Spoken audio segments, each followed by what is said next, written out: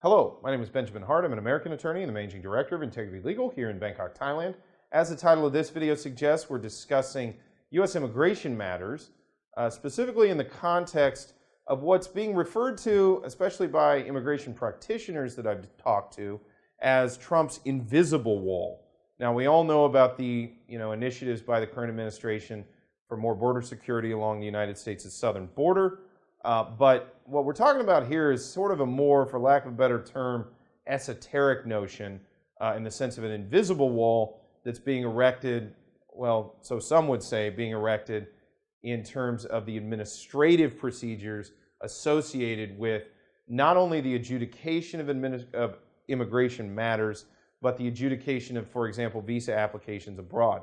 What are we talking about? Well, this is kind of a fuzzy issue in certain ways, and it's definitely nebulous, and it's rather difficult, to sort of pin down exactly what we're talking about. But I will say that in certain ways, I do sort of pause at certain things that will happen at various junctures with respect to cases that are processing through our office, especially with respect to family-based immigration, which is the bulk of the immigration cases that we undertake here. What are we talking about to the sort of the layperson viewer? What I mean by this invisible wall, or what others mean when they bring it up, I'm not entirely convinced that there is some grand conspiracy to sort of forestall or cause problems for legal immigrants to the United States.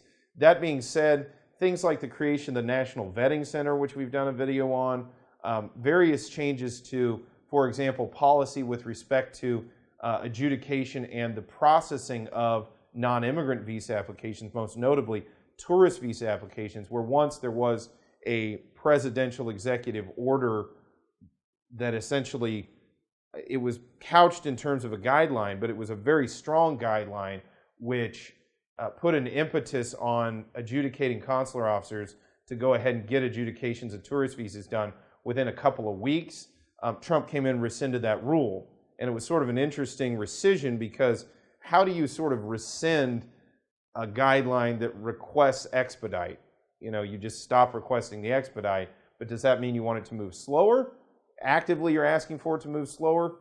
It's a good question. I'm not going to get into it in this video, but the thing to take away from this video is the fact that the way this administration views immigration is with a certain amount of skepticism on the part of the applicants, I guess I should say. They're looking at those who are going through the immigration process with a great deal more scrutiny especially than the prior administration, and frankly than any administration that I've ever dealt with when processing one of these cases. So the thing to take away from this video: don't be particularly surprised when requests for further documentation come up. For example, recently there's been rule changes with respect to the adjudicators want to see tax transcripts now rather than simply copies of tax returns. Again, higher levels, I should say, a sort of higher threshold of evidentiary requests. They're making evidentiary requests more poignant, for lack of a better term, and they're undertaking more scrutiny in the process. They're going through some of these cases with a fine-tooth comb. I've seen certain cases where the sponsoring relative clearly has the financial means to go ahead and sponsor their fiance or spouse for immigration in the United States, but they've brought up points with respect to, an asset versus adjusted and non-adjusted gross income, things of that nature. Now, those are things that need to be worked out with respect to the forms and things, but the point I'm trying to get at is, overall, I won't say there's an invisible wall, but perhaps I should say there's maybe an invisible entropy to some extent with respect to how visas are processed, where once there was sort of an attitude of let's keep things moving, and as long as the applicant and the petitioner meet the requirements and are bona fide applicants and petitioners meet the requirements and should be, for lack of a better term, should go ahead and be issued the visa, we're not going to go out of our way to try and find a reason not to. I'm not saying the current administration is going out of its way to find a reason not to issue visas, but I think that they've added a level of scrutiny that didn't exist in the past. In conclusion, one other piece of information that, again, shows me that there may not be an invisible wall, but there's certainly a paradigm shift within the administration, and we've gone through this in another video. There was a memo that was issued September 11, 2018, which changed the criteria under which adjudicating officers could go ahead and issue outright denials, whereas in the past, they could issue requests for evidence.